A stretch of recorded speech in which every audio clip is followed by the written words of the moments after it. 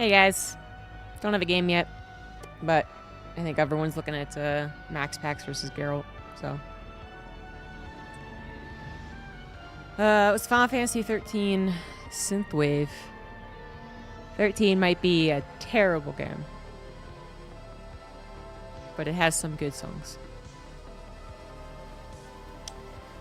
They say they're doing vetoes, so hopefully soon. Soon, team. Dimitri's currently playing with Wicket. He tried to jump on the table that's behind me, and he failed because he's a big boy. That was pretty cute, or sad, depending on your take, I guess. I thought it was funny. Hope everyone's had a good weekend. I guess I did. It's always hard to remember what you did. What the hell did I do? I watched the Nuggets lose, but that was expected, so not a big deal on Sunday. And then oh, Saturday I went dress shopping. Can you believe that? There are very few people who have ever seen me in a dress. Maybe like 20 people in the last 15 years. Because I wore a dress to a wedding. And that's why I went dress shopping again. Because I had to... I mean, I guess I didn't have to. I don't think Colaris would care if I showed up in, like, I don't know, jeans and a blouse, I suppose. But dresses are, you know, typical for weddings. So, no. Yeah, I don't really like wearing dresses very much. So, I've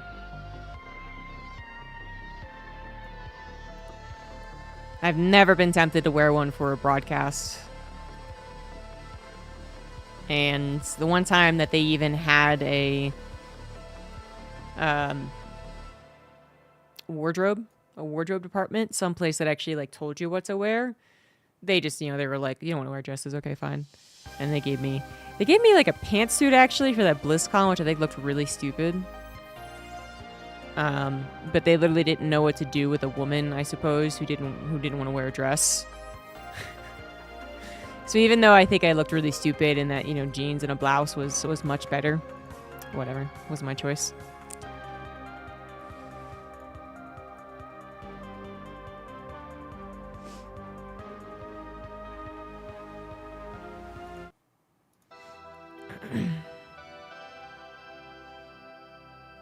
Yeah, they just walk away like nothing happened, the cats, and then what's even better is they start like bathing themselves. Like, it's not what I meant to do in the first place. Whatever, man. You didn't see that. Shut up.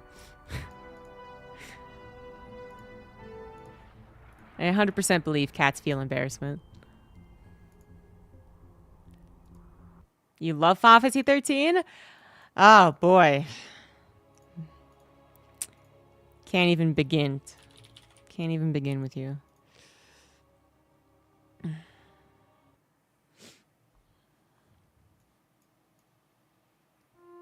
Oh, the soundtrack? That's okay then. That's fine. All right, we got ourselves a PvP here. In the top right, it is Max Pax. In the bottom left, it is Geralt. This is actually... So I think PvP is always fun. Actually, I think it right now is maybe my favorite matchup, believe it or not. TVT and DVZ don't happen often enough, so I guess when they do appear, I'm pretty excited about that. But as far as the matches that I see regularly, and I'm still excited about, PvP's up there, unless it's Phoenix versus Phoenix, which then kill me. But, you know... Sometimes it happens. But not just because it's PvP am I thinking this could be a good one, but because Geralt actually was playing some pretty awesome PvP 2 weeks ago. We didn't have the Monday Night Weekly last week, so... Yeah, but 2 weeks ago, he played really great PvP. He was still thwarted by Max Pax, to be fair. So this might just be the same thing here, but... if he does bring the same... There's a game 1, he actually went toe-to-toe with Max Pax. If he does that again, I'd be very impressed. That was actually by Fantasy Synthwave, by the way. The music, I think. Synthwave Fantasy by Nerd Odyssey. There you go. Wanted something a little bit faster than the lo-fi Final Fantasy I was doing. But yeah, Killico Beats is the lo-fi that I play with Final Fantasy. Dresses are out. It's all about baggy pants again. The fashion of the youths seems to indeed have just gone in a circle. We're back to the 90s. I hope we skip over the phase of 2000s, but it doesn't seem like we're on that trajectory. It seems like we're moving into the 2000s for the youth, because I see a lot of like low-waist jeans for women, the type which is barely covering you know their what's a, and I think looked bad even if you were super skinny. I thought I always looked terrible, but anyway, the youth do what the youth does want, I suppose. But yeah, dress shopping usually an ordeal. Because first of all, again, like I don't really like dresses. Like I think I can look good in a dress. I really like the one I got for my last wedding, actually. Like 10 years ago, I went to Olivia and Crank's wedding. And I think actually it was quite nice. I like that one. And I like the one that I ended up getting. But usually it's a huge pain to go shopping in general. If you're not someone who likes clothes shopping, I mean, it's terrible. It sucks. But I was able to find a dress, shoes, yeah, dress and shoes, I guess, is basically what I needed. All with under, like, an hour.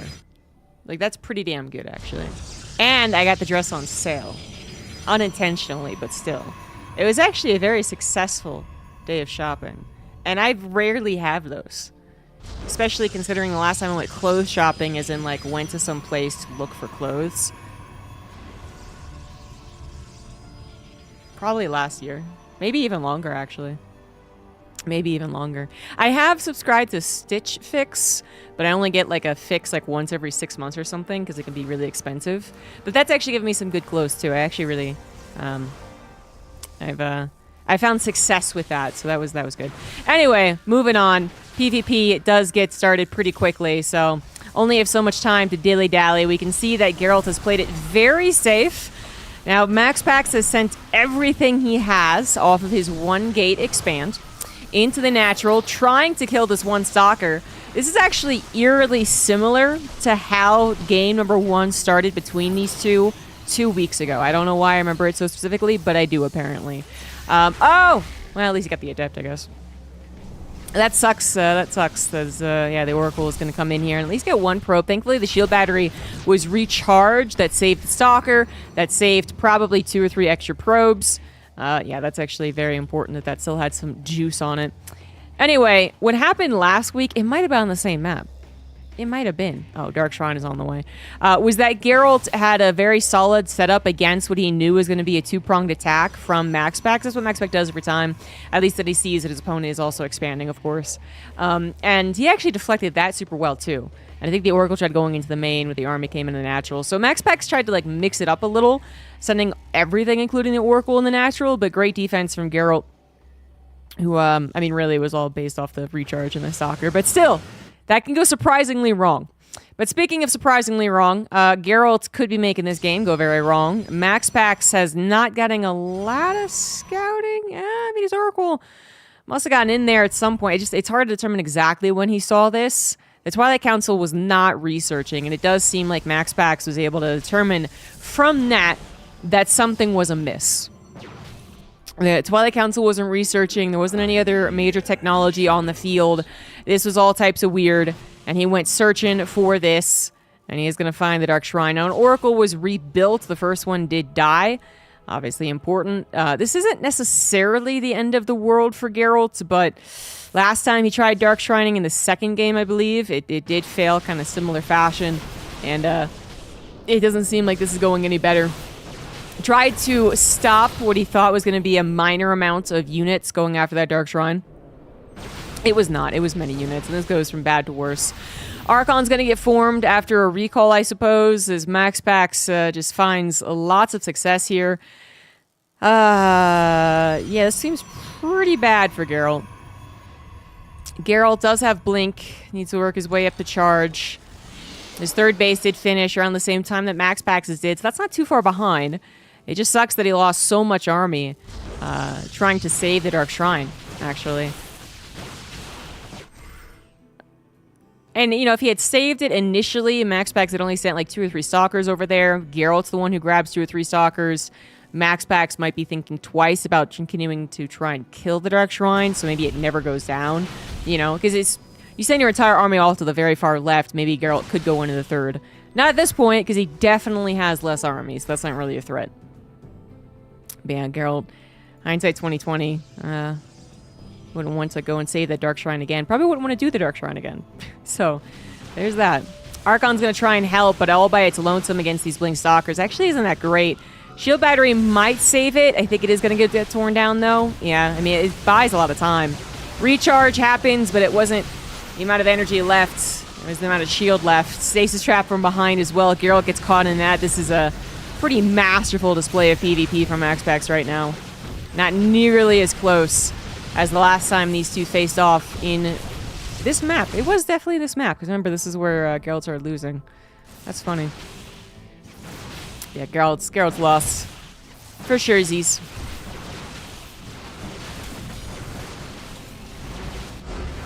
GG's. As a guy, is it normal to like to shop for clothes?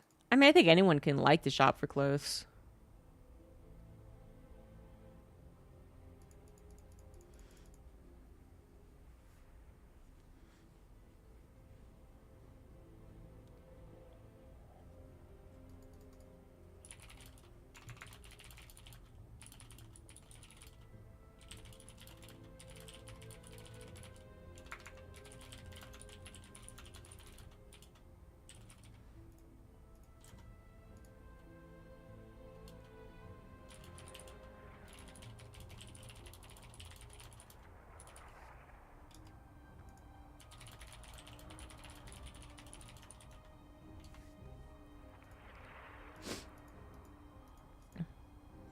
Yeah, I think obviously gender-wise, women are more likely to enjoy shopping, but yeah,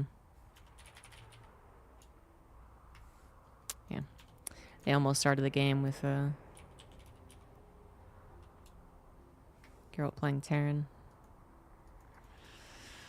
There we go.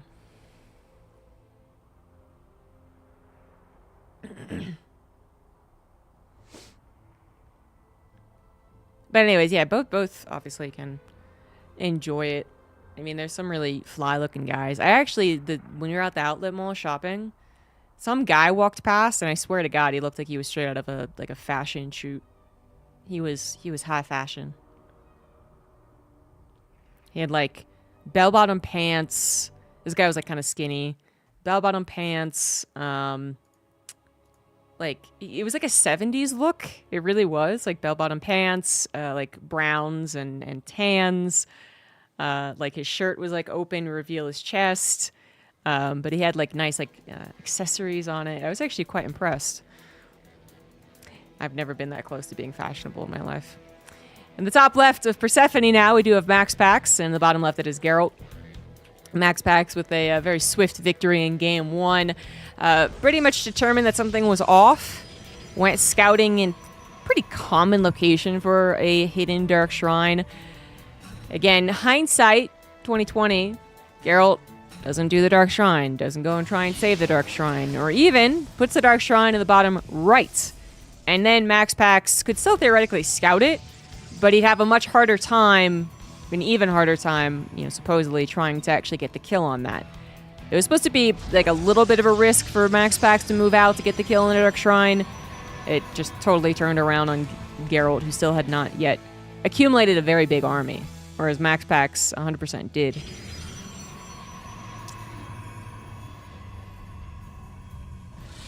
And so Geralt does not get another solid macro game. Will he change it up and try and go super cheese? Don't think so. Seems like that's not as often done versus MaxPax as it once was. It's pretty likely, yeah, I use the word likely, that this is going to be Hero versus MaxPax in the finals. There is Cure awaiting the winner of this, however, and Cure obviously had some victories versus Protoss and GSL. I wonder if I want to talk about the GSL at all. Again, PvP can start pretty quickly, but While we have not too much different going on, Zealot being built, Nexus currently being blocked, you know the drill. Stargate will come up for Max Packs. It's all the same for him all the time. But yeah, GSL, you know, the Reddit community seemed to have really enjoyed the games, which I think they were enjoyable. I think that, you know, I've definitely cast worse StarCraft than what happened in the GSL semis and finals. But the greatest GSL ever, that's a fucking reach. That is a reach. I don't know. I guess maybe because I'm no longer doing it, like I'm just watching as a fan with the crowd and the prestige and whatever. I think it's that probe. I guess it's missing that for me now, so it's actually really hard for me to say, like, best GSL when I have all these memories of really glamorous GSLs that also had good games. I also, in my mind, don't really put back-to-back cheeses as, like, a, you know, I guess, into the best of Bible that I have, I suppose. Like, they're really fun. Don't get me wrong. And everyone loves, like, a Game 7 nail-biter. As the Adepts, you find Max Paxes. This is a bit of a change-up for Geralt to go Adepts first instead of Stalkers, but it looks as he's going into Stargate as well, so that's why he doesn't have any anti-air on the ground. He's, going anti-air in the sky, which could mean we have Phoenix vs. Phoenix, by the way. Yeah. Max Pax does not know about it, so this is actually a pretty big win for Geralt. This is fairly important. So we're just going to watch this happen. Yep, Max Pax caught off guard. He could probably recall now and save it. No, never mind. Not anymore. I was like, when the Phoenix... Oh, well, no, he might still be able to save it. Yep. Still, what, quarter health? Phoenix vs. Phoenix will not be what's happening today because Geralt, thank the Lord. Praise be to Geralt. He does go for a Twilight Council. He's not going to stay on producing Phoenix. Which is a more fun thing, but I don't know if it's necessarily better. We'll see if Geralt can successfully pull off basically the transition over to ground after starting off with air. Hero 1 Wardy's weekly? I have no idea. Maybe... Okay, so the fight's happening just to distract, I think, the Phoenix, so the Adepts can get damage done. Yeah, because otherwise it didn't seem like a very solid plan. I don't know if it was really worth it, losing 2 Adepts and a Phoenix. And yeah, he actually built up to 3 Phoenix, which maybe is a little unnecessary. I think it is hard to call, just because you do need some units in case they immediately counterattack you, which is exactly what's happening here. Max Pax, I think, already realizing this isn't going to be...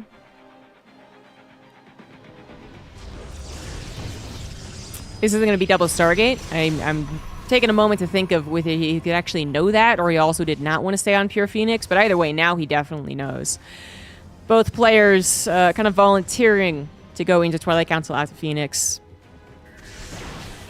But it does look like Geralt's in a bit of trouble. He does not have that army. That is kind of the successful transition that I was talking about, is being able to get enough Stalkers on the ground. Phoenix, you know, they're actually quite good. They can be very, very good in these early game scenarios. Their mobility kind of unmatched.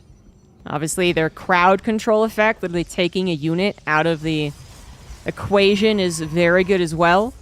And their mobility adds to a bit of blitz factor, too. So it's more than just darting around, main and natural, killing probes.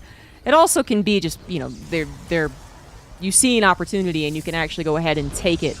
As if you had Blink Stalkers immediately jumping forward. Geralt's going to go for a 2-base attack by the looks of things. Proxy Gateway's coming up, but he's got essentially a bigger problem. Max Pax is sneaking a Dark Shrine in here, so this makes a lot of sense logically, actually. Like, as much as it is also trying to depend on not being scouted, it logically will not be scouted. Because Max Pax has won the Air War. Geralt didn't really play it. So Geralt's never going to make an Oracle into Phoenix. They're just going to find it and kill it. And he's never going to get anything across the map. If he builds a Sentry for Hallucination could get taken down, and honestly, the Sentry could get taken down. So there's just a lot of reasons why those would never be scouted. And Geralt, he should actually kind of be aware of this possibility. I'm sure, you know, once the DTs arrive, he'll be like, oh, right. But yeah, it probably isn't occurring to him fast enough, or he's hoping it's later, or... Whichever it is, the DTs are going to totally ruin his day. Because they're going to kill him. They are going to kill him.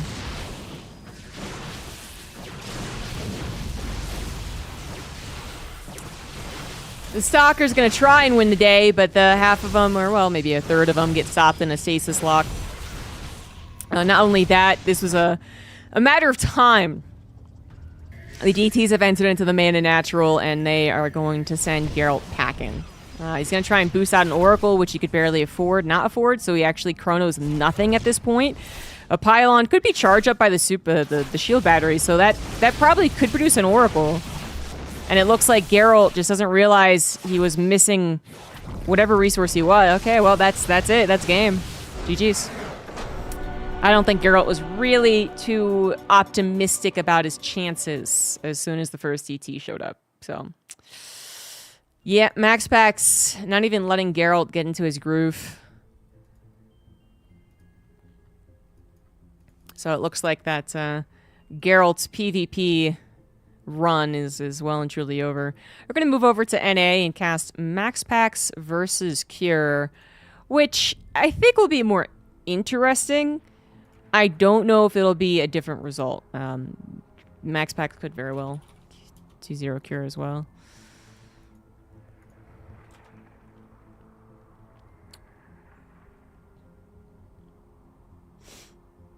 Ah, he chose the high emote. Oh, hello. But yeah, back to the GSL conversation while we have some time, I guess. Let's play an ad break.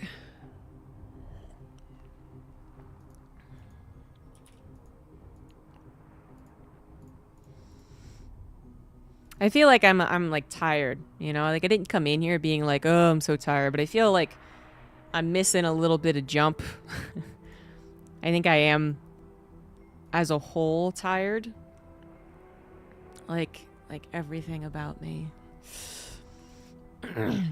So it might not be the most exciting cast. We'll see. Maybe there will be an exciting cast. But this kind of goes hand in hand with my GSL conversation, which is that, you know, I had fun casting them. I think they were pretty fun to cast and to watch. I didn't think it was one of the best GSLs ever. I also was taken aback, actually, when I went to the subreddit and finally looked, you know, because I didn't want to spoil myself. That was weird. That was a weird pause. Thank you, Cleric. Appreciate that. So yeah, I went there and I see all these people and they're like, this is amazing. This was so fun. Best GSLs ever. And I'm like, oh my God, do I not like StarCraft anymore? Am I just like really jaded? I'm an old jaded StarCraft 2 commentator who doesn't appreciate the finer things in life. Like, am I in the wrong? Or is it the kids? And I'm still not really sure. I don't know. I wish I could,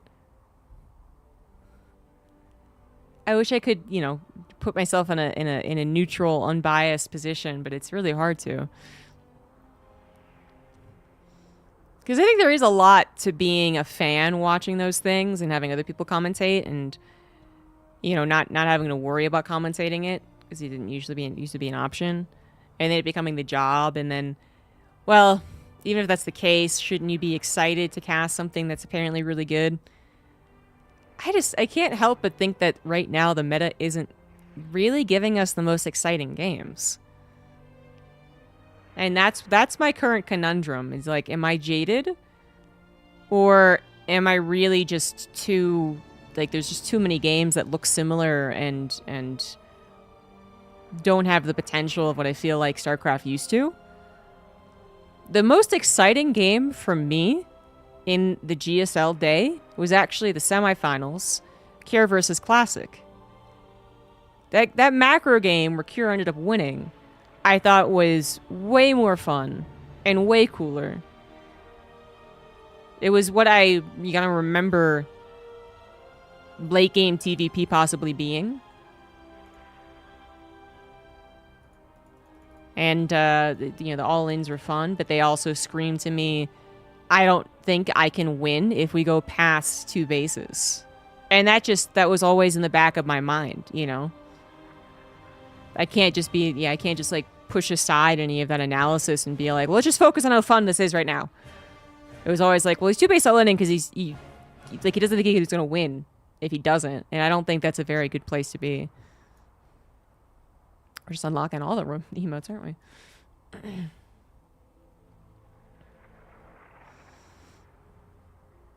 Would you like someone to say you look tired?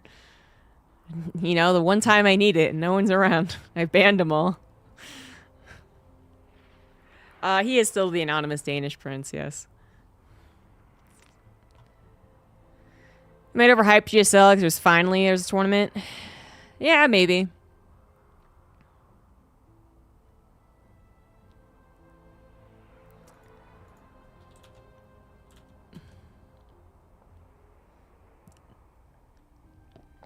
Yeah, community tournaments are hard to get super hyped for. Because they also, you know, before they used to be a real good viewing ground, you know? You could just see all the things leading up to a bigger event, so you could see some of the meta changes, you could see some of the guys who are putting in the extra work and the other people who are maybe getting lazier, and yeah, they're just building storylines, you know, like individually they might not have been the most amazing. But yeah, now it's, you know, now it's like, well, they're literally the same thing every week. And the fact that it's bleeding into the bigger tournaments is a little sad. Not in the way that, you know, every GSL game was like a really boring 3-base Terran gets run over, like we might see happen here. Let's watch. But just saying that I'm pretty sure the reason the GSL finals went the way they did is because of what we see in the Open Cups, which is not an exciting thing. It's a problematic thing. But maybe this is my final form. Maybe after like 15 years of trying to never once balance wine, okay? I have balance wined a little on the behalf of the players, never about my own game because I'm too bad for that.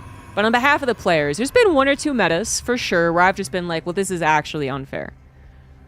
Brooklyn Infestor, I will always, you know, say it was unfair, even though I wasn't really casting a lot at that time. So I didn't get to say it a lot. And then, oh, what are you doing over here? And then what else would it have been? You know, maybe like the Bling Stalker meta in 2014. Certainly some of the beginning Legacy of the Void. You know, but I was actually, at that point, I was really good about, even if I thought it was extremely unfair, keeping my mouth shut. Because beginning Legacy of the Void, Zerg was super fucking overpowered. And Bjorn was this god who came in and showed us the way. And that was really cool. And I'm glad I kept my mouth shut overall. But yeah, at this point in time, maybe this is my final form. I'm just going to now do nothing but balance wine. You know, I've kind of been like sidestepping the issue. I've been like, well, you know, like the Terrans are just going to have trouble right now. And, you know, maybe they'll figure it out. And, you know, maybe the map's got something to do with it. And, you know, we just don't have big tournaments. So, like, let's see what happens. And I don't know, now the GSL, as fun as it was, just kind of actually reconfirmed my belief that PVT is not good right now. And now the dam has broken, and now all of the water will be unleashed onto all of you poor, unfortunate souls watching my Twitch stream.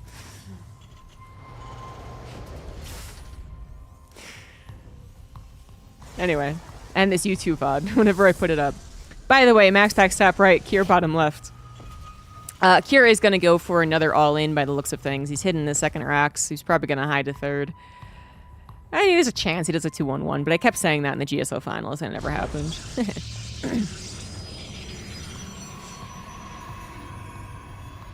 Oh, Swarm hosts were... Yeah. Anytime we saw a PVZ, or PVZ was still the worst, but PVT, or ZVT, sorry, was hardly any better.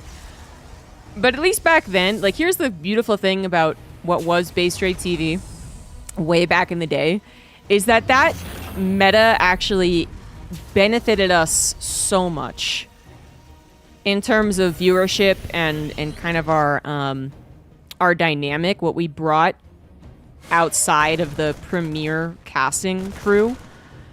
Because the premier casting crew, you know, they had to get up there in the bright lights for stupidly long days with the swarm hosts in a more and more uninspiring tournament, in my opinion. I think WCS Europe was getting more and more boring. And swarm hosts just like helped push that along. But anyway, this actually is a 2-1-1 setup, so he's not 3-1-ing, which considering what happened only 48 hours ago or something. Would have, obviously 100% my guess. But it is a Phoenix opener from Max Packs, which actually I feel like would have made the 3-1 defense a lot harder. Cure, you know, trying to go for a little bit of aggression with this particular army that he has at this point in time, actually could have trouble against Phoenix. It's the next phase of this that is going to be troublesome for the Phoenix, which is the Vikings coming along, the SCVs being pulled. I mean, we might actually get a second Cyclone. No, he's going to go for a tank. This is still going to be quite dedicated. We are significantly delaying our upgrades. We are all on one base, so this is literally an all-in. How did I totally miss the lack of second command center? I just defaulted. Jesus Christ. Anyway, Cure, totally one base. Max Packs absolutely picked up on that. And he's still trying to hold his natural, which is at his third, obviously. But only one shield battery was done. I don't think he did pick up on it. I think he actually was a bit late like I was. This is funny. I had no excuses. Max Packs had a couple excuses, but I think Max Packs might die here. All the probes are gone. Phoenix are in trouble. Stalker number is woefully low. This is gonna be it. Here we're bringing out... That is so funny. I basically cosplayed Max Packs for a second. Max Packs did not realize that this was not a command center. He got a factory expand check. And then he just was like, okay, he's expanding. Which is exactly what I did. I was like, oh, the factory's coming down. He's going to expand. I don't even need to talk about it. And then he just literally one based. And Max Packs had no idea. That's funny.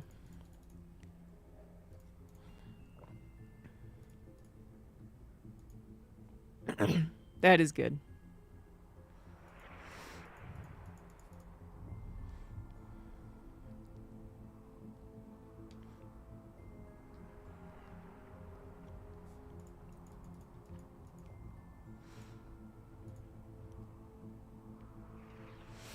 It's a Monday Night Weekly. It's Monday night in Europe. That's why it's called Monday night. I got caught by routine. I was the most bamboozled. I just... yeah, because the command center almost always comes down after the factory, but also because Cure, to me, really would not one base. He obviously just did, but he did not do it versus Hero. I said I think he's less likely to do it than a Gumiho, for instance. When Gumiho one base all in, it was slapped down so hard. But it was also scouted so thoroughly and so early. And the problem with Max Packs is that he scouted basically too early. It was the totally routine scouting, so there's nothing wrong with it. It was too early to see the actual problem. And then by Cure threatening the move out with the Marines, Medic, and Cyclone, just literally moving across the map, not trying to do anything fancy with the actual dropship in case it's caught by the Phoenix. Max Packs then did not feel comfortable sending a Phoenix or the two Phoenix over to Cure's side of the map to confirm what he was doing. And that is kind of the little sliver that was totally missing from Gumiho's game in the GSL semifinals, where he won base, but it was scouted start to finish. And it was a sub 5-minute game, so it didn't take long to finish. It was scouted, you know, okay, he's one, okay, he's got a Rax, okay, he's got a factory, okay, he's got a starport, okay, he's one basing. Like, Classic was all over it. Nothing deterred him from the scout. But Kira manages to build a build that just perfectly, in the right scenario, takes advantage of what Max Packs was doing. He should never get away with that ever again. Not against Max Packs, anyway. Max Packs will thunk himself on the head and be like, I can't believe I didn't check for that. And then for the next 50, 100 games he plays, he's going to check for the command center. But that's, yeah, that's something that you bring out game number 1, come out fist swinging. And like I said, I don't think he'd do it again. I'm also, I didn't quite see, but Max Packs had only seen a 1 gas. So he might have either predicted the second gas, which actually did come up, by the way, or he might have thought If it actually was 1 gas, and yeah, I was just blabbing on so I didn't see, but if it was actually 1 gas, you can factory expand off of 1 gas. It's usually 2, but you can do it off of 1, which is usually like a Hellion powerful opener. Obviously, you give up a lot of gas alternatives, but you could still fit in the factory. I guess you could still fit in a Cyclone eventually. Yeah, it's just another thing that maybe MaxPax misread. Or he just didn't get another scout in the 2nd gas and just presumed it was a 2-gas factory expand. Either way, he didn't know what it truly was, which was a non-natural. This time it is definitely a natural. Going into the 1/1/1 Twilight Council on the way for MaxPax. He did actually... You know, far before I even noticed the command center not being down, I should have also just talked about how MaxPax brought out a Phoenix opener, which really does not get used very often anymore. MaxPax's gonna go back to the old standard, which is a Twilight Council.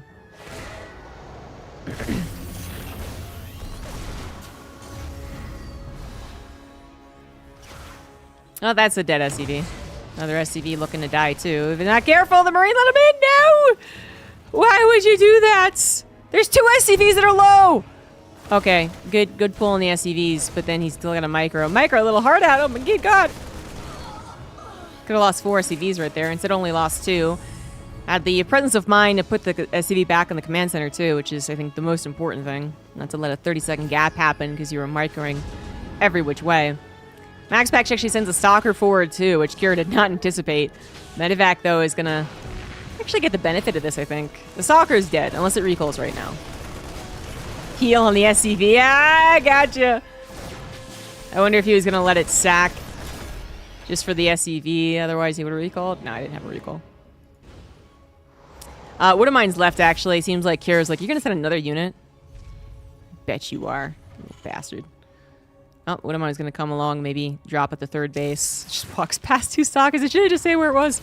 That tank is going to siege. There is no blink as of yet, so the Stalkers would do a very dangerous thing in trying to go after that tank. Recall is going to have to be used this time around, realizing he's needing at least a couple of units. He did have literally a couple, but 4 would be a lot easier. The Medivac doesn't even fully unload.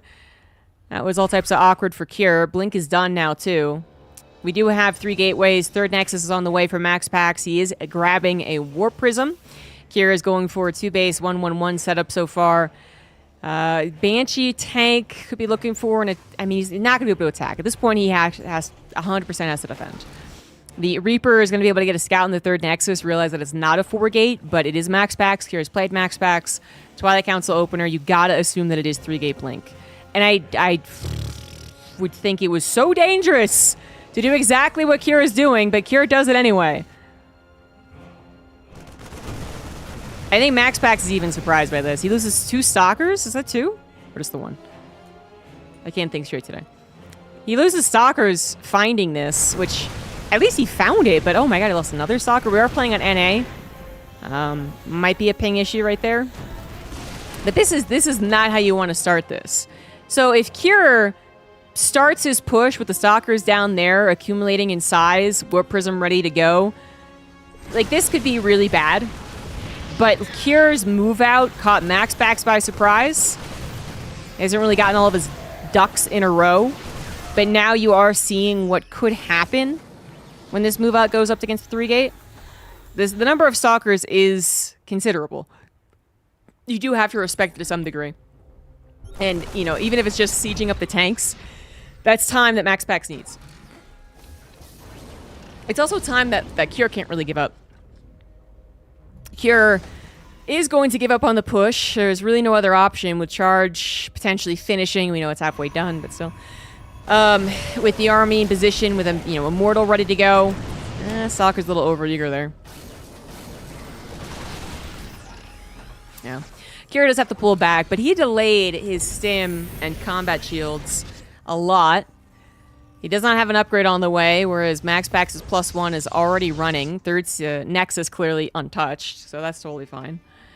A couple of probes went down to the Banshee. They did manage to circumvent the army. That was the 2nd one. Went around trying to kill a bunch of probes. 4 is not bad for a cloakless Banshee, actually.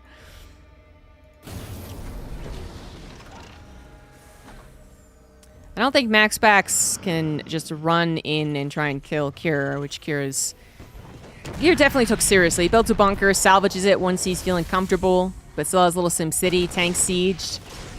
Max Pax, what is he going to try and find here? Death, destruction. Oh, distraction. There we go. War Prism went to the mains, but Stalkers trying did a little pokey poke. But this so far is a solid hold. Max Pax, and as I said, I don't think he's really going to be able to find anything aggressive there. He's going to send his non-mobile units back home and focus on that robotics bay, which, you know, did not come down super fast. There was the response to the potential marine tank attack, and then there was the, I guess, you know, potential of the War Prism. So that's where a lot of his resources went into initially. And so that Colossus is not particularly fast. Kira's pulling the boys, because of course he is. Kira's ready to go. Combat Shields will finish up on his way there. Marauder Slow, +1. Not going to be finished for a while, but to hell with that. He needs timing. Oh no, the SCVs! Oh my god, the SCVs supposed to be on the front. Kira not paying attention for a second. Max Pax takes advantage. A lot of Zealots are injured but alive. Now we get the SCVs on the front. That's what you want, and this is unfortunately very, very dangerous for Max Pax. Those Zealots just disappeared before my very eyes. Oh my god. Even without the +1 done on the Marines, which it is going to finish in the next 20 seconds, more Zealots are desperately needed. That Colossus is desperately needed, but we still have 4 tanks on the field. SCVs have been done away with. Stalkers, I think, were on the backside, or maybe some Zealots. Something was distracting, harassing, catching the reinforcements. The War Prism could do that again. If Max Pax has the supply and has the gateways, he does have 9, so that seems pretty good to me. Second Colossus about halfway done. I think Max Pax has done the appropriate job here as far as pushing in, pulling back, pushing in, pulling back, pushing in, pulling back. Catching Kira off guard really helped out as well. And just basically not all-inning yourself as the Protoss player. Knowing that you have some time, they still need to get to your base. You still have some buildings to lose. Looks like the Zealots did come in from the backside, as well as go for harassment, ensuring this is on all in. It definitely is, no question about that, and it's one that will not work. Kira is going to get bodied. No contest. Kind of started off the SEV pull a little subpar, but Max Pax did a wonderful job. Like I said, not just going for his own version of an all-in.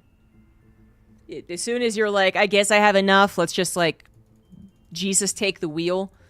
You know, and then you just send all of your army at the Terran, and their SCVs are there, and the Marines are ready, and the tanks are even on siege, have good DPS. Like, it just, you know, that's it. You don't get to run away. The Marines go, oh my god, that guy made a terrible fight. I'm going to go chase after him. Same thing with, like, Zerg defending an 8 racks, you know. If they use literally all of their Banelings in the one potential swarm, and it doesn't work, 20 Marines are going to kick their ass. So I really, really, really think the key thing to this is just having the fights happen not close to home. Even if it looks a little awkward and it's not the best micro you've ever seen, because that's actually exactly what happened in that game. Max Pax was constantly mismicroing, constantly losing units he usually wouldn't have, getting a little caught off guard, but he still had those engagements always happen on the other side of the map or in the middle of the map. And that just gave him so much time.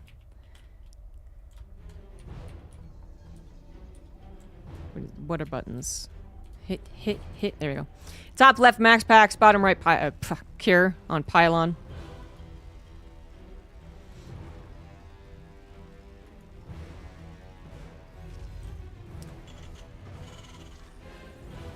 That was not nearly as big of a surprise as the first game. Max Pax definitely scouted the command center that time. And then I really think that is one of the best setups you can have. You know, we saw Hero, who, by the way, is the next opponent for one of these guys. We saw Hero try and really strongly react to the early all-ins, and it didn't work out. You know, him reacting, trying to swap over to Charge Storm didn't work out, but it was a different all-in. You know, there's the 3-1 all-in that does not have a starport, and it's very fast. There's the 3-1-1 2-base SCV pull, which is what we saw, but it includes a starport and happens a little later. Either way, I'm not sure Charge Storm is actually the way to go. It sounds perfect in theory, And I still think Charge Storm would probably do fine against the Medivac version, just because you have that time to reap the rewards of a third base and get a lot of charge lots, as well as the storms, obviously, which are definitely a big part of it, but a lot of charge lots are necessary. But Hero kept trying to do it when he was up against the factory all-in, and it just felt like the timing wasn't right. That you just couldn't get enough zealots in time to actually hold off against it. But I think either way, as I'd said in the GSL cast, most of the defenses made against these SEV pools, whether they're the 3-1 version or 3-1-1 version, most of them are made when the Protoss player is doing a fairly typical thing. So usually Twilight Council into an attempted third base, either off of 2 or 3 gateways. Just like most early pool ZVZ all-ins are actually held with a hatchery first. It's still like the ideal situation to go up against a hatchery first, but that's usually where the hold happens, just because there's so many hatch firsts. So I feel like at the end of the day, my read on the GSL finals is that Hero almost overcomplicated things. And MaxPax, doing his typical 3-gate War Prism, but making sure to keep an eye on any forward pushing, because I think that also happened in the GSL finals, where it's just like, he was so busy trying to be the aggressor, he kind of forgot to be the defender. Hero that was. I think it's still the best way to go. And MaxPax certainly isn't up to changing anything as of yet. I don't think I've really seen him do a lot of these like storm charge builds that we see the Koreans doing, whether it is to defend against an all-in or not. We see it more from the Koreans currently. But MaxPax does his usual thing. He does have to once again take a third Nexus as his natural. You know what I mean. Because there was the Engineering Bay block. This worked out pretty well for Kira in the first game, but, that wasn't the reason he won. No. The reason he won is that both I and MaxPax totally missed the lack of natural command center. It was amazing. The MaxPax, again, double-checking, triple-checking. All the checking. The command center is there. We got 2 barracks coming up behind us. This is the 3-1 version. So no starport, guys. Hellion opener to begin with. 4 Hellions trying to get some barbecue going. Unfortunately, as far as it goes, not the biggest barbecue. And I don't know how many people really appreciate robotic barbecue. Probes are just mechanical, robotic beings. So if it get up to 6, I think that's something. Something, but it's still not the best. Yeah, I didn't get the 6. Only 5 probes killed. That is with the help of the shield badger at the third base. Very important. This was one of, if not the most common following up to an engineering bay block back when we had it come back into the fold, which I have no idea what year that was, to be honest, at this point. There was a time period where we just had nothing but engineering bays. It was back when Parting was still playing professionally, okay? We had engineering bay blocks into Hellion follow-ups, and Protoss were dying left, right, and center, and Parting was like, well, what if I do this? And Parting was able to defend against it.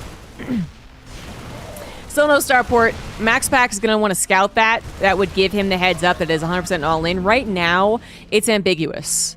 Right now, he does not know. But MaxPax has no way of really knowing. The Robo is down. Observer is coming across the field, but they'll probably see the SCV pool. Stim has only just now begun.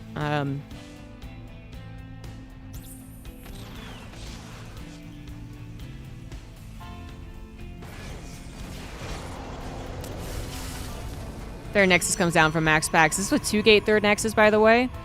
Remarkably greedy, I would say, for knowing what the meta is right now. I'm a little surprised I didn't grab that 3-gate. But there is this thing, though, right? Which is like, if you can get away with greed faster, you'll be rewarded for that greed faster. So there is the timing that everyone has to do a start. I was going to say, this isn't actually, as much as it looked like it was going to be the 3-1, I feel like he changed his mind or something. The starport is coming down. It still probably is going to be a 2-base all-in just because that's what Kira's been doing, but this is not going to be the super early one. MaxPax, he got the scout on everything. He saw, I guess, the transition. Now he's going to confirm the starport. Still no SEV pool. He's certainly going to be reaping the benefits of this third Nexus. He's already got probes saturating it.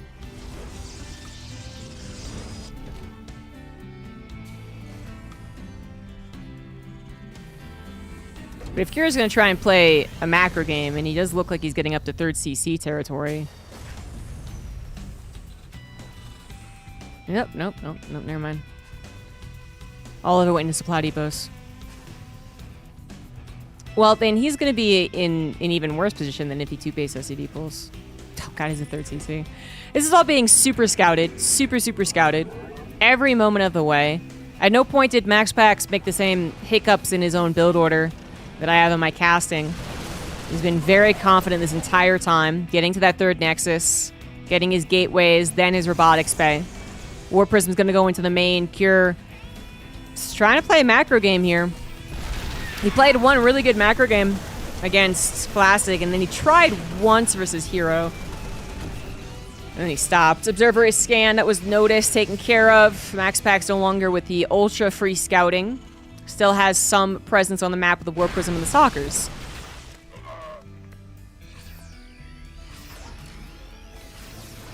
Protoss. That's why Terrans lose.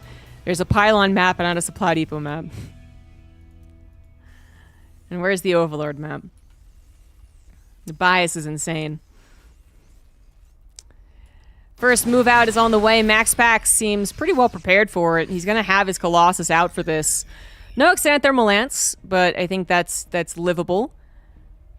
This is going 3-base versus presumably 4-base. This is why the probe is there. Max Pax wants to get it as fast as possible, which unfortunately is not right here and now. That is still a bit of a bigger Terran force. The rest of Max Pax's army, though, can take care of this. And yeah, Cure actually sieges up. He's going to lose that tank right off the bat. Guardian Shield helping out. Lovely hallucinated Archon, too. Good concave, though, from Cure, bringing the reinforcements as well. Max Pax not going to over-dedicate to this. Recharging his Zealot counts is pretty important to save... Oh, that's a slow warp in. Haha, that's so awkward. Oh, everyone laugh at Max Pax. Blink Stalkers going to the main, try and stop this drop. The drop will be able to unload, unfortunately.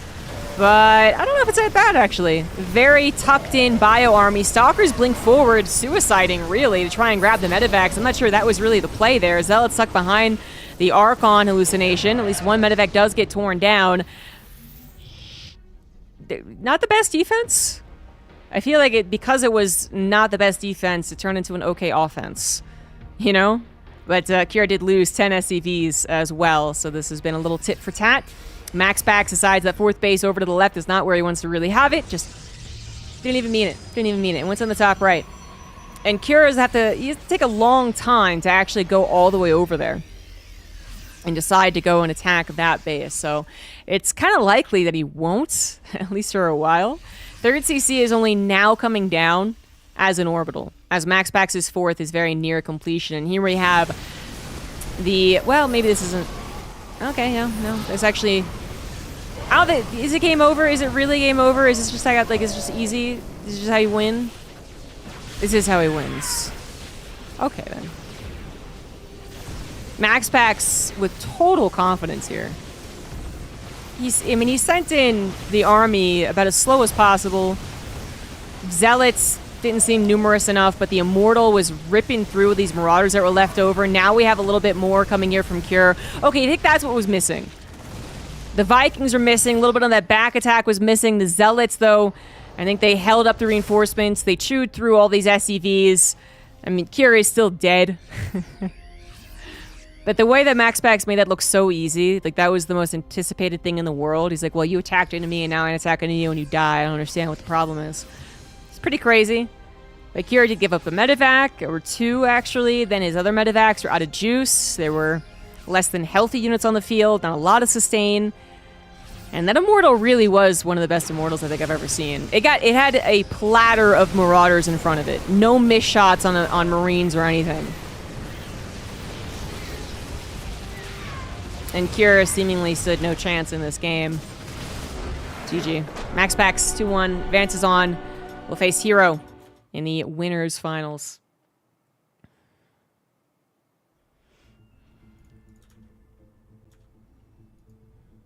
Doomed to PvP for eternity, exactly.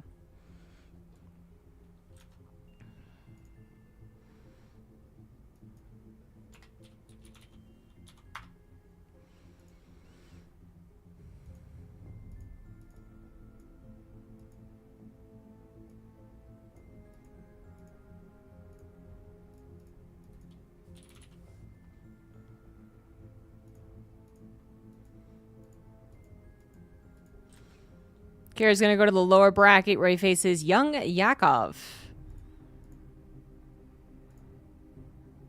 So he might reappear later down the line.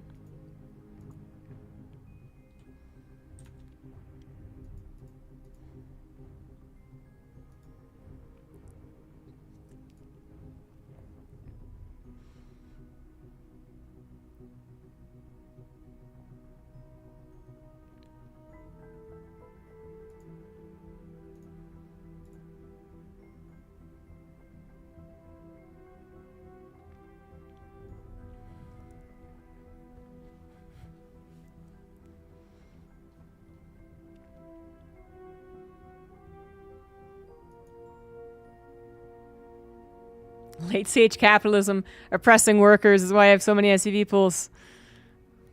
Yeah, that's it. That's 100% it. I think we have SCV pools because no one wants to play a macro game versus Protoss. I really don't see an argument against that, to be honest. If I may be so bold, I am now judge, jury, and executioner on the state of PvT.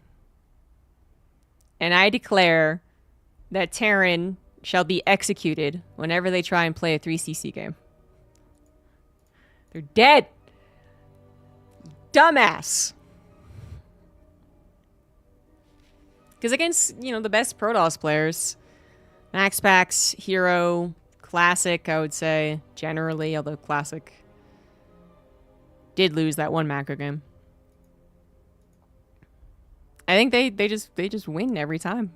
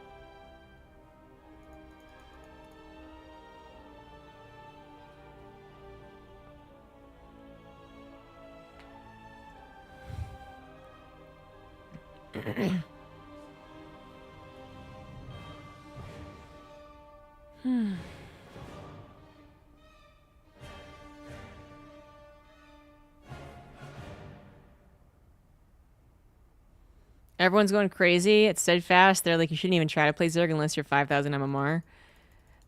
That is the opposite of the advice I would give. I would say the try-hard Zergs who are facing the try-hard Terrans and Protoss are the ones that would have it the worst.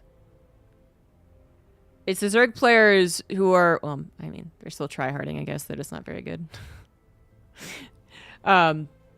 Who can kind of get away with a lot more. That I would suggest do whatever the hell you want.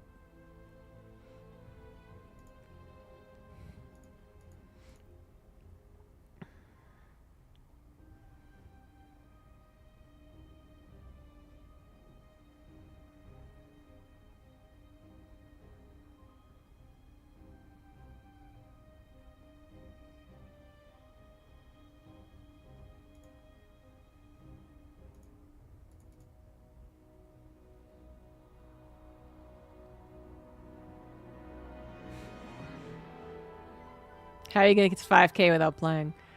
It's a question for the wise men out there. When I was playing Brood War, my friends told me don't even play Terran without 400 APM.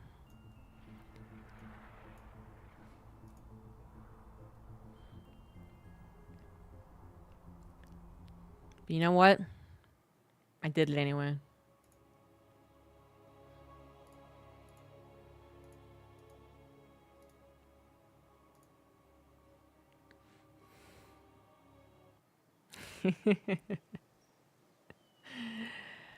Trust me, his perception of Terran in Brood War is shared by most Terrans in Brood War. In the bottom left, we have Max Pax, and the top left, we have Hero. Another PvP!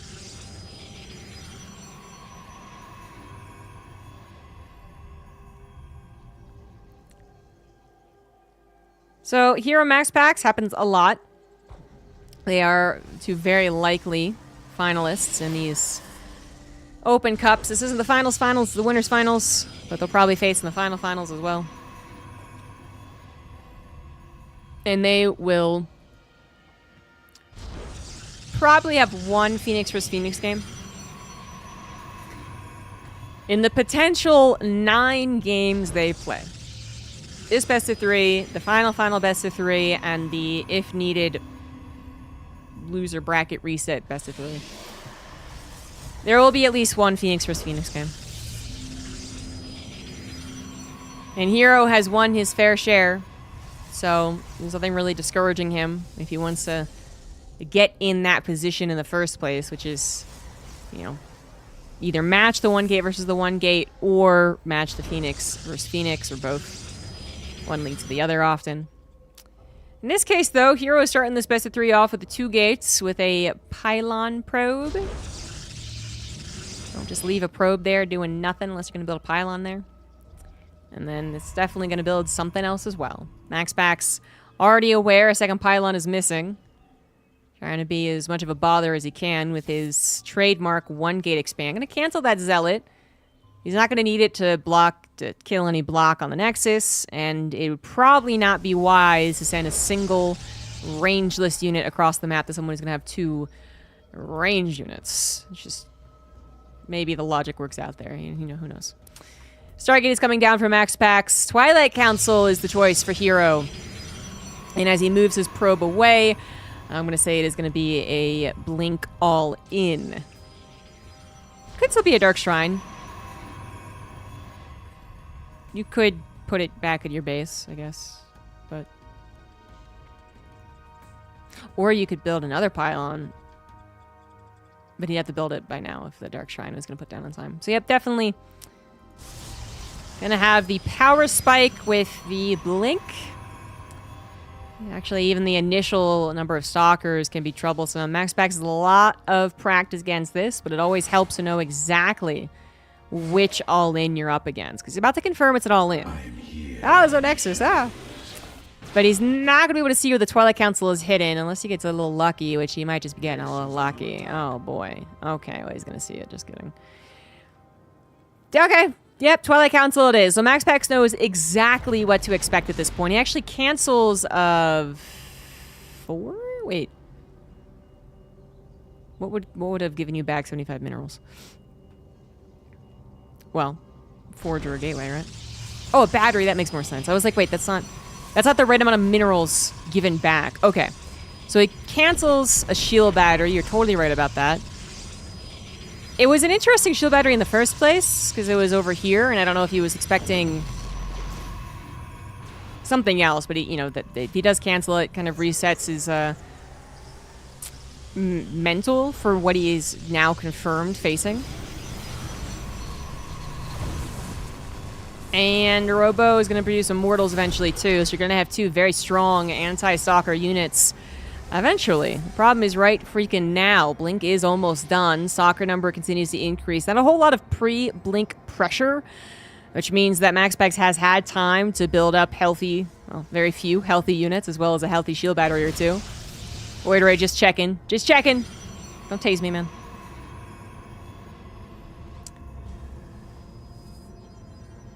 This is a little dangerous. That Void Ray is a little... I don't think it's one-shot by this many Stalkers, but it's going to take a lot of damage. I think it's like 12 Stalkers that one-shot it. Oh, almost one-shot in the Stalker. Doesn't quite get it. Now the Void Ray is under fire. Recharge has to be used. It's going to go down. It did survive 4 volleys, which is good enough to have that second Void Ray, as well as the Immortal pop-ups. That's the really important thing here. More units, better units are on the way. That a very bold, aggressive Blink-in. It actually ends up working out okay. It was like 1 Stalker, 2 Stalkers that died, but you killed a second Void Ray that fast. That's really the important thing. If there is another Void Ray on the way, it is just begun. There is not another Void Ray on the way. Not enough resources for all of that. Just choosing to go for the Immortal instead with that barrier makes a lot of sense. So the barrier is gone. The Stalkers are on top of the Immortal. Barely saved. Nice block. The Stalkers with the shield battery creating literally a physical barrier, but it only lasts for so long. Another blink forward takes out the Immortal. And the second Immortal is not rallied. He actually has it. F2. F2 for Little God. That might have been enough. MaxPax does not have enough economy to hold on here as Nexus is going to go down. And the Stalker number is still very good. 14 Stalkers. All the shield batteries gone. No shield batteries in the high ground. That is it. Hero wins game number 1. Not usually that easy. Perhaps MaxPax should have pulled the Void Ray, the first one, away. Given the chance, you know, after the second volley, if he had pulled it away, he might have gotten the high ground, and there was no high ground vision for Hero. That might have been the start to something better.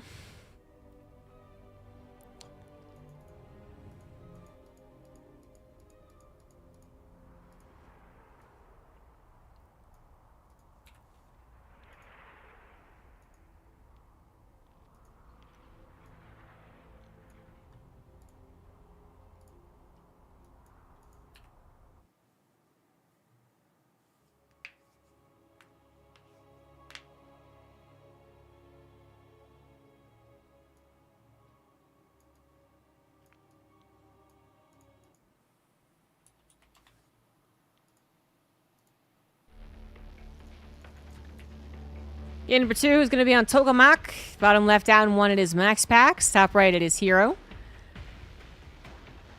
Hero's tried many and all in versus MaxPax. Everyone has, and they don't always work. It's usually not that easy.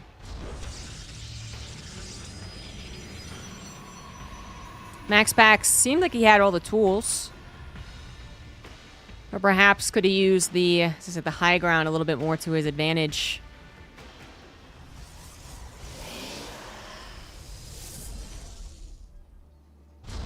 We'll see if Hero does it again. Doesn't seem to be anything screaming, don't do it again. Even if he is caught even earlier, attempting another blink all-in, there's nothing that MaxPax can do about it. He does not have the tools to attack his opponent, since he always one-gates expands. There was a couple of...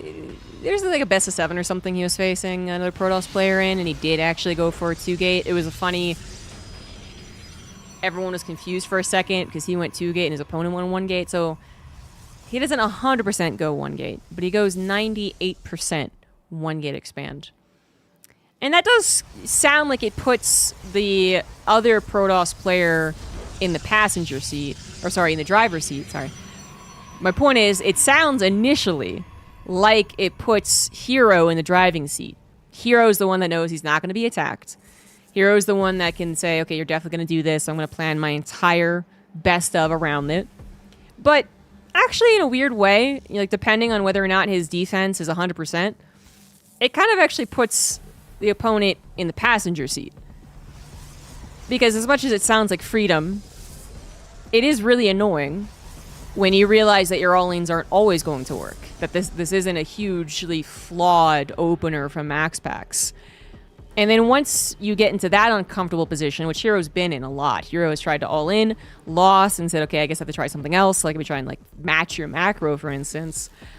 You are, at that point, playing MaxPax's game. Does seem like today Hero is feeling a little bit of the cheese. Not going to be at the Twilight Council and Proxy. Instead, the Stargate is coming down very, very, very close to home. And there's no way for MaxPax to really know about this 100%. Stalker Adept opener, not really a hint. Adept still wouldn't be enough to guarantee it.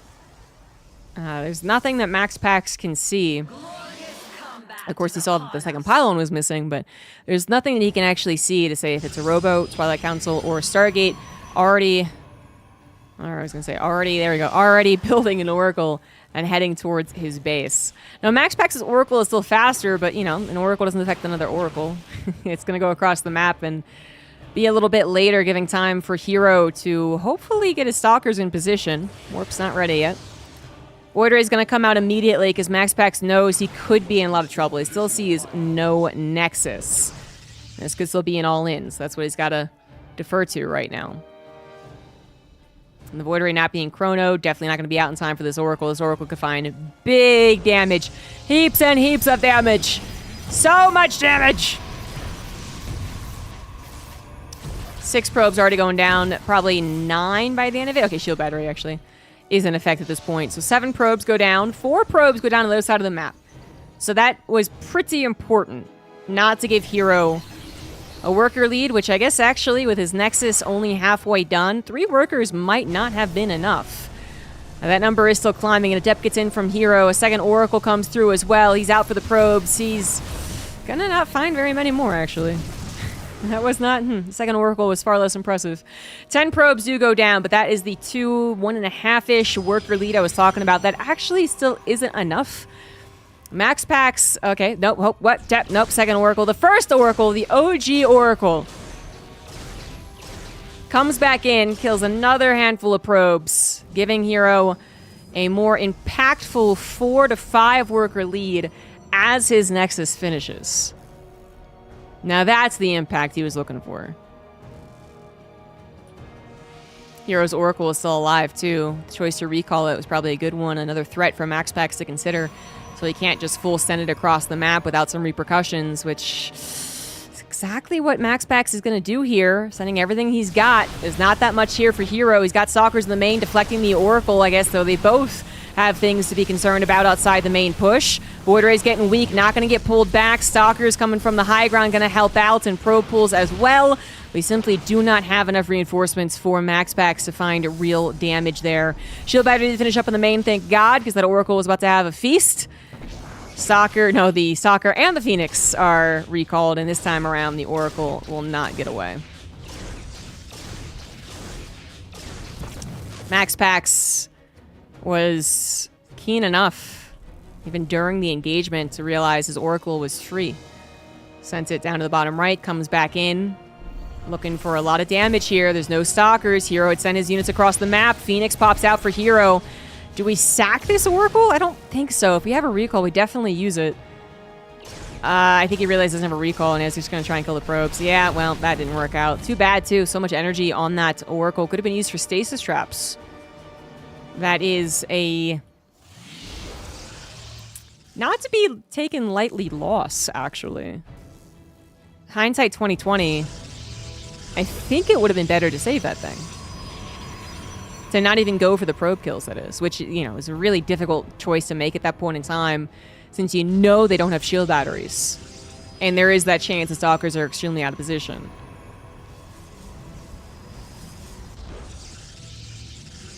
That is a chunk of MaxPax's defense that is missing, as he is much later to blink. He opted for the Robo. Maybe he doesn't go blink, actually. Maybe at this point in time he goes Charge Archon. But he does have the Robo, so at least he has an Immortal. It's still, you know, the Stasis Trap kind of would have, in a sense, equalized the army supply, which at this point in time isn't terribly important, I suppose. It's more so when Hero grabs his third and potentially runs across the map to take advantage of his blink map control, that the army supply gets really important, and you wish that you had a couple of Stasis Traps helping you out. Hallucinated Oracle is always cute. It's going to be quickly found out. Wants to see the plan of Hero. Checks the triangle third, and now going to check the horizontal third. See that there is, in fact, one down, so he's not going to get attacked anytime soon. In fact, the Stalker's even going to get scouted. They're still chilling. And they could still move out in a moment's notice, and MaxPax still has to be very, very careful. His army is not mobile. It could be picked off slowly but surely by the Blink Stalker Focus Fire. And so he needs to be careful about taking this third base. Eventually, MaxPax's army will have enough charge lots that the Stalkers can't really... they can't try and go after the Immortal, for instance, or the Sentry. They'd have to run away from the Zealots, taking them down one at a time. But this is the scary moment. Little supply lead for Hero. Guardian Shield, crowd control. Immortal is picked up by the opponent, though. That's not what you wanted. Oh no, the two Immortals are completely useless. Oh no. Oh, he really needed that. Maxpax, I guess, is going to technically hold on, but the third Immortal is not yet out. It's got to come to the front. The charge is still not done, and this, unfortunately, was still a very, very good timing for Hero. As soon as his Phoenix scouted Maxpax's move to the third, Hero went for it. And Hero goes for it. He cannot be stopped. The first Immortal got target fired down. The second one gets crowd controlled. Maxpax didn't anticipate that. Perhaps if he did, he would have focused the Phoenix immediately. But remember, he only had 5 anti-air units, so it still would have held that Immortal for probably a still crucial amount of time.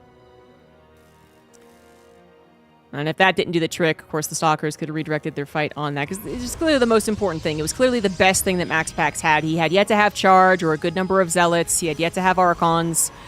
That is a really, really, really problematic timing. You know, if you had waited a little longer, but had definitely gotten your third Nexus, that would have been better. But you were stuck between a rock and a hard place. You had to get the Nexus. You had to catch up to Hero, getting his own economy. You couldn't take forever, and you tried to walk that line perfectly.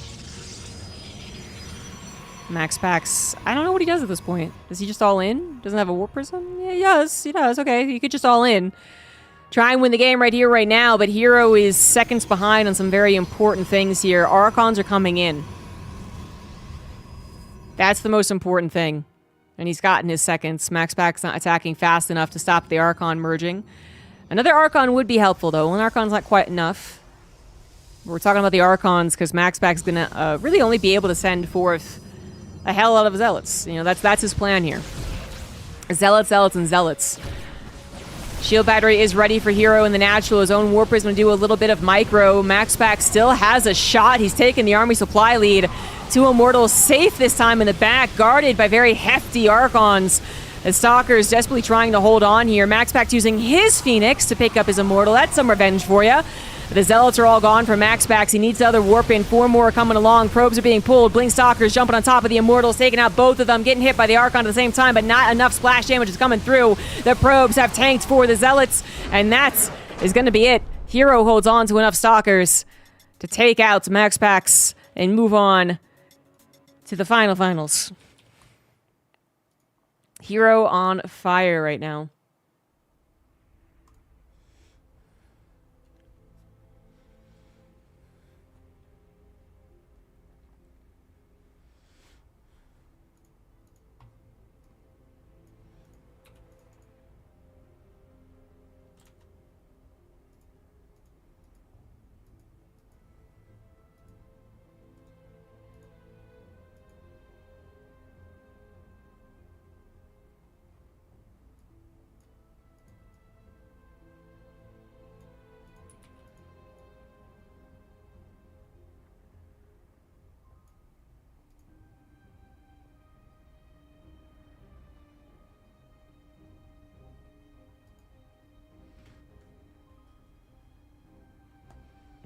So what matches are available now? Lower bracket, we have Mana defeated Geralt and Skillis. Now waits for Cure young Yakov. What? That's still happening? It's a best of 1. We just played through a whole best of 3.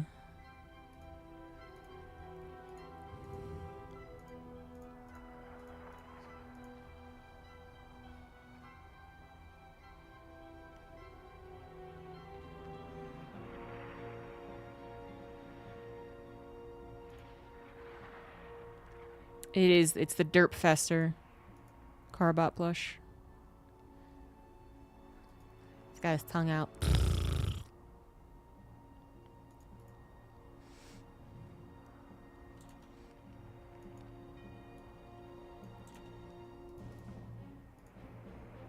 It's one of my favorite Carbot moments.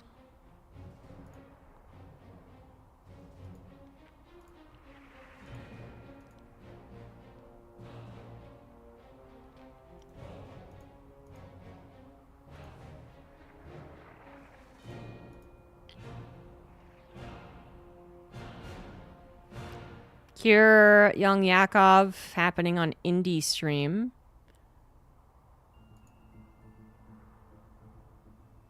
Young Yakov is gonna win. Wow. Young Yakov having a good lower bracket run.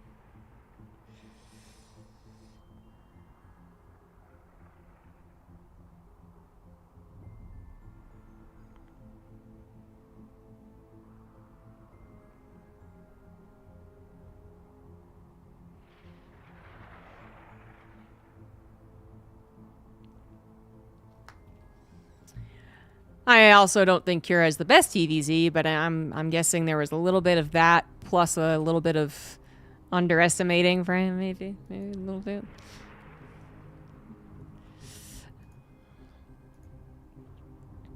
So Young Yakov will face Mana. We got ourselves at least one PVZ today. How about that? How about that? It's from episode 6 of StarCraft's A Helene of Harass. Yeah, I would have told you it was season 1 early on, but I didn't know which episode. I miss Carbot. Wifebot's a real treasure, too. She's really funny.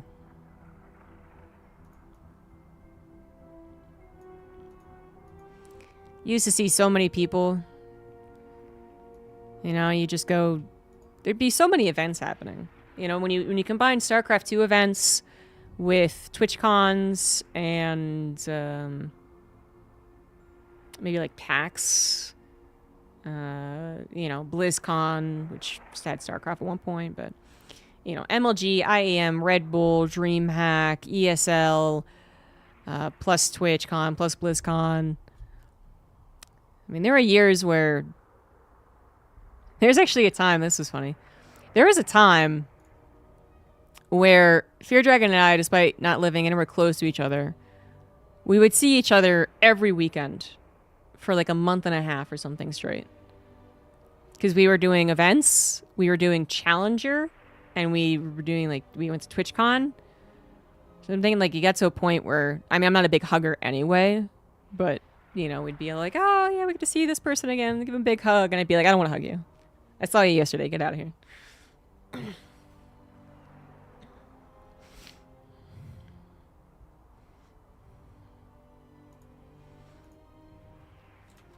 But you'd see so many people. And then, you know, it got to be maybe once every 4 months you'd see them. And then once every 7 months you'd see them. And then once every year you'd see them. And then COVID hit. And it really never went back to it, actually. Not as many events. Not as many after parties that you actually want to attend, I guess.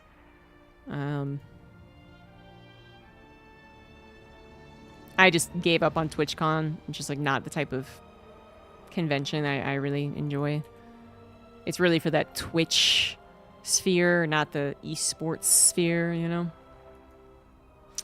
Games also got a lot more individual. DreamHack and the likes are no longer the place for esports. I mean, it still kind of is, but it used to be that if there was an esport, it was almost guaranteed to be at a DreamHack. Whether it was the main stage or a second or third or fourth or fifth. And now there's so many esports that they've gotten too good for DreamHack. They need their own studio.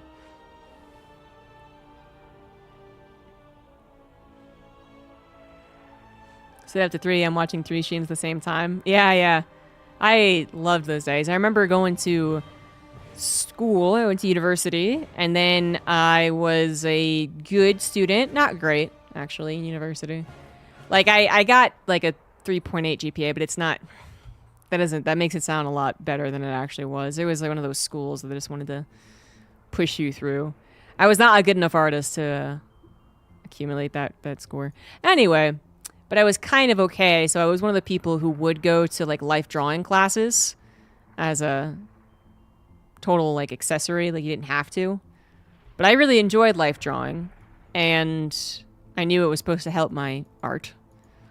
So I remember I would do the responsible thing, and I would go Friday in the evening, like, afternoon, evening. And I would have, you know, they had these benches that were very much for life drawing classes, where it's a bench that you straddle.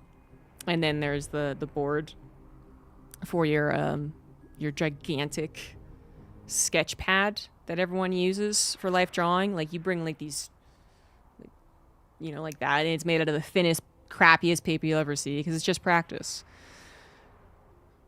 And I'd have that up there, and then balancing on the little bit of lip that was left would be a phone that had, you know, like the Idra game up or something. Ah, there is a sleeping cat. It was good times. And then I would be so excited to, like, race home and get on my computer and watch all 5, 6, 7 streams that were happening. All right, in the bottom left, we got Mana. In the top right of a best of 1, it is young Yakov, who just took down Cure, by the way. And I do think Cure's ZVT is not his best, and I do think Cure, very possible he underestimated young Yakov. I'm sure they faced each other maybe once or twice before in some of these open cups, but certainly not often. However you slice it, young Yakov won. He's having a good lower bracket run. And let's see if he can continue in ZVP. I think it's totally reasonable to think that he will win against Mana if he won against Cure. I do think Mana has a solid PVZ, but young Yakov, I think what I really know him as is a good aggressive Zerg in a meta where that is more and more encouraged for the Zerg player. You'd think maybe that gives the Protoss some benefit. Like, well, now it's 100%. Like, you just have to worry about an all-in, right? Well, that's not that easy. Never that easy. And some Zerg players are not totally under the belief that a macro game is impossible against Protoss. Just many of them in many games. So, Mana should be very on guard, but Mana himself is also aggressive. And I do wonder who will be attacking first. But we'll have to wait for the technology of the Protoss to determine that. Memories me waking up at like 5 a.m. to watch Acer and GSTL. Oh, yeah. I woke up early, I'm pretty sure. Yeah, I woke up early to watch the GSTL finals between Slayers and MVP, I think it was. As in the team MVP, not the player. Seed was on the team. No, wait, no. Seed wasn't on the team. No. That's right. Seed. So it was like a back-to-back. It was like GSL to GSTL or whatever. And Seed was in the finals. So I don't remember what team it was up against. But anyway, Slayers lost, and it was really disappointing. And it was like their last time together, and it was all kinds of sad and just kind of stupid. And the PvP finals wasn't really worth staying up for either, actually. Although it was at the beach, which is always a nice callback, but as far as finals days go, that was rather uninspiring. I was going to stay up for Squirtle MVP. I'm pretty sure this is how the story goes. I was going to stay up for it, and then I watched the first 2 games, and then I was like, oh, Squirtle's going to get bopped, and then I turned it off, and I woke up, and everyone was like, this is the best GSLs I've ever seen!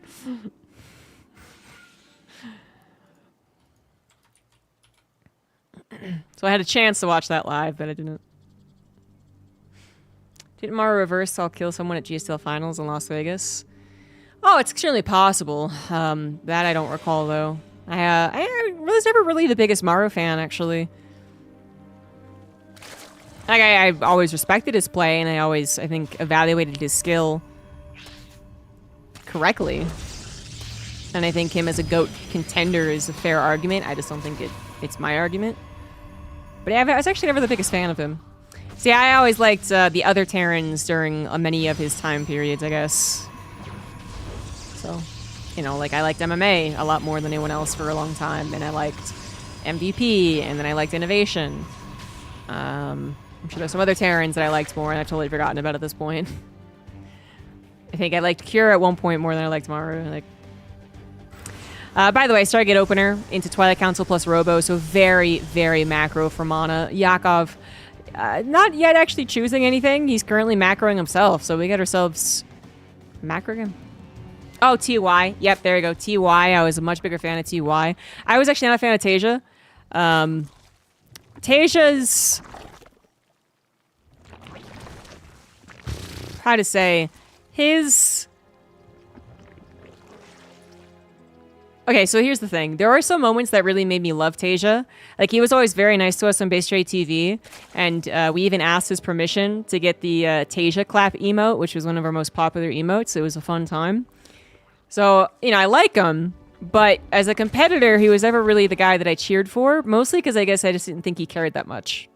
Which is probably also why I didn't really like Maru, but doesn't explain why I liked Innovation, does it? Innovation also didn't seem like he cared.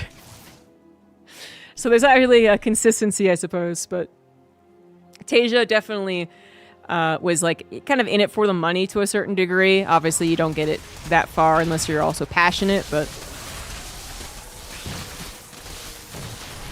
I think I just liked other players more at the time. That was an amazing hold. What the hell? He only lost one probe. I know the shield battery was there, but damn, still. Only lost one probe, but unfortunate there for Yakov, who had a decent number of lings and a seemingly under-defended third base. But a wonderful combination of probe pull, shield battery, adepts. Really nicely done. 6 gas is now up and running as we get... is that a double forge? Oh, no, he got Twilight Council Robo. That's right. So now he's getting his forge and a second Robo. Pretty... Oh, is he going to go... Wait, no. Oh. So he hasn't gotten a Robotics Bay. He's going to go for a lot of Immortals. Archon drop in the main, too. Actually, it's been so long since I've seen this build, I kind of forgot. That is a possibility. But yeah, Templar Archives into Archons, now getting Storm. And the Warp Prism's going to allow for that. Trifecta. Defense, offense, scouting. Lings once again trying their luck at the third base. We find a probe. See the High Templar, clearly going to gather energy, clearly for Storm. Which is kind of an important thing to notice. I mean, if you saw 6 High Templar and they were all morphing into an Archon, as a Zerg player, I think you would be a little more scared about them pushing into you. Something that is dedicated 3 base, perhaps, than if you see someone chilling and waiting with Storm. Obviously, the end goal is for the Protoss to push into the Zerg, but it takes a lot longer. So first, you got to usually wait out whatever the Zerg throws at you. Although in this case, not so much. And I don't know if Mana is just... He just knows young Yakov. He would know him more than I would, playing against him on the ladder far more often. But Yakov clearly going for this Hive technology, going for the macro game. We have seen Ultras in the late game. These Immortals obviously are good against Lurkers, which we're definitely getting, as well as those potential Ultras. And we just have Mana fast forwarding a little bit. This did not seem like a reaction so much as it was pre-planned, but could be a little bit of both. As soon as he saw the 4th base, or, okay, that was bigger dedication. Thought he could go after the 4th, but Yakov had actually brought a good number of units. That didn't work out. He might have seen the 4th base, he might have seen the amount of drones, he might have seen the infestation pit leading into a hive, but whatever it was, he got started on double Immortal production very, very quickly. Excellent response here. A nice little split. Trying to get that High Templar was a cool idea. Didn't really work out, though. +1's almost on charge as well. Lurker Den not quite finished. Which, yeah, the Lurkers might be out for this push that Mana is brewing, but the upgrades will not be. I think that Hydra is scouting primarily for the Warp Prism. Sees the entire army instead. If there were Storms here, I really wouldn't mind this push, but the Storms are lagging a little bit behind. The acceleration zone makes this look super funky. It's StarCraft 2 on what is faster than fastest, the fastestest. There's a good Storm. Twitch Prime sub received. Thank you for... Hey, thank you very much, Hard Games Johnny. Zealots on the left side going after the budding 5th base.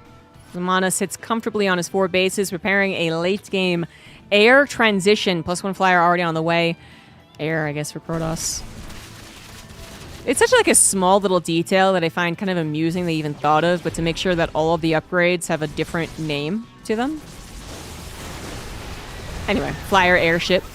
We got some army going every which way. This is setting up for one brutal surround. If Mana continues staying here, I think he's realized that. Going to go up on the high ground a little bit more. Already lost 1 Immortal to some AI. It looks like his army's still powerful enough with the Immortal count that he has at 8. 6 on the front lines anyway. as well as a couple of storms. So Yakov, despite a couple of alternative paths, couldn't really push into this, and this is getting a little sketch. Those lurkers took a very long time to finish, and they are not done. They are not here. The zealots, crowd by the zealots, the storms looking for the heart of them. Not going to find the heart, but still pushing them away. I mean, this seems like game over. Yakov was not the first to not the exactly end game, but it felt like he was at all times one step behind.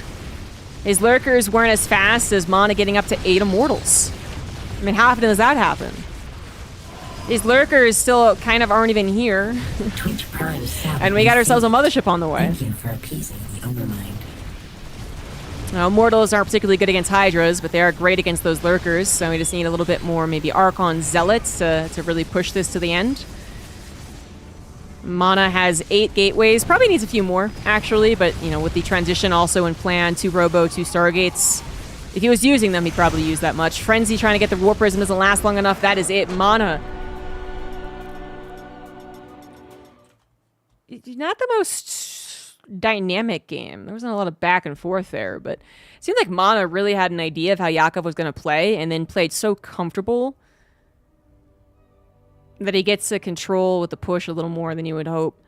I think typically you'd expect more of a Protoss moves out, lurkers barely finish, suddenly the Protoss has to worry about being surrounded with lurkers or run by, and then them being out in the map is punished in some way, shape, or form. And that did not happen. Thank you very much, Crape, for the Twitch Prime sub as well.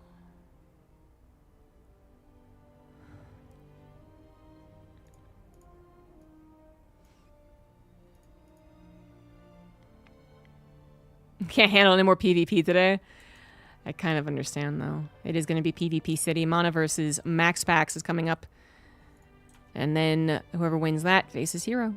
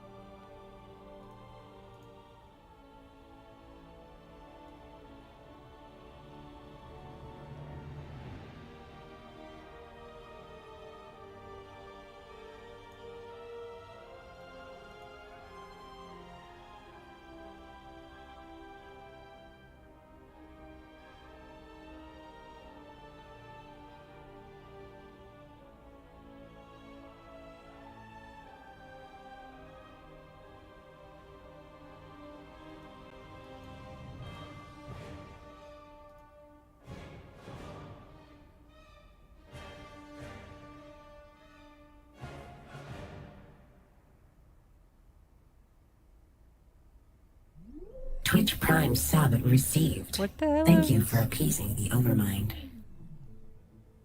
Oh, Manga Man, thank you very much.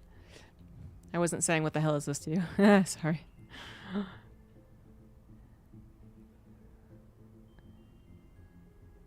Russia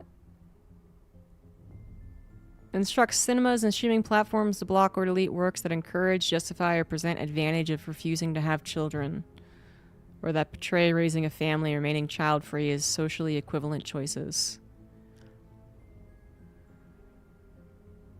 Material depicting pregnancy, motherhood, or fatherhood negatively, or voluntary childlessness positively will likewise be prohibited.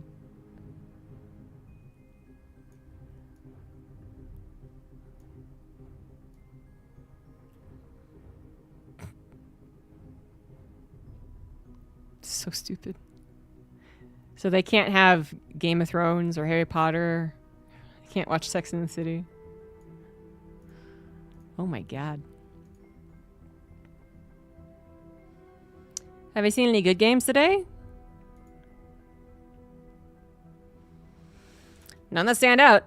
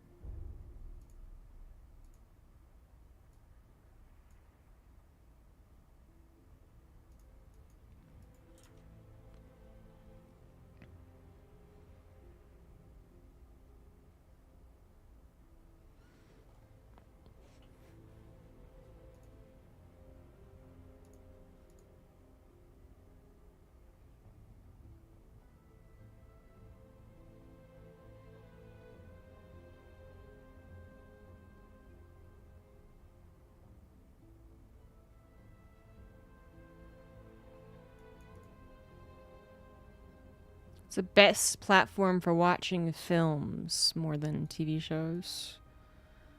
I don't know, actually. I'm not someone who watches a lot of new stuff.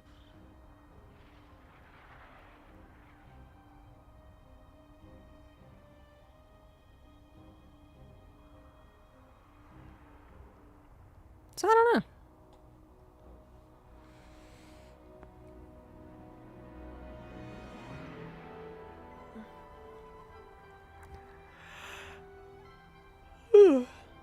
BRB.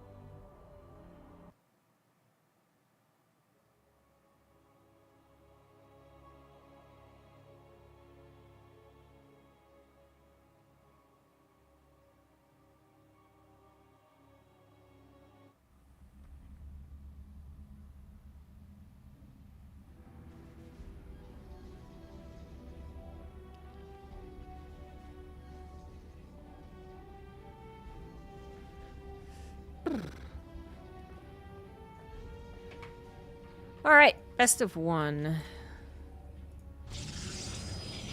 In the bottom left, in the top right, it is Mana.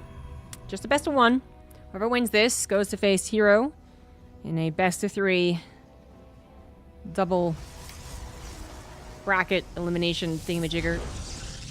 So whoever wins here needs to beat Hero twice.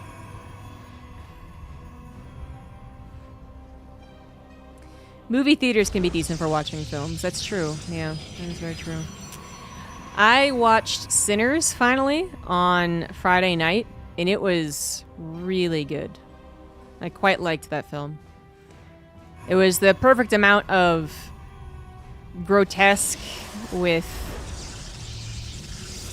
gritty, like real world dialogue.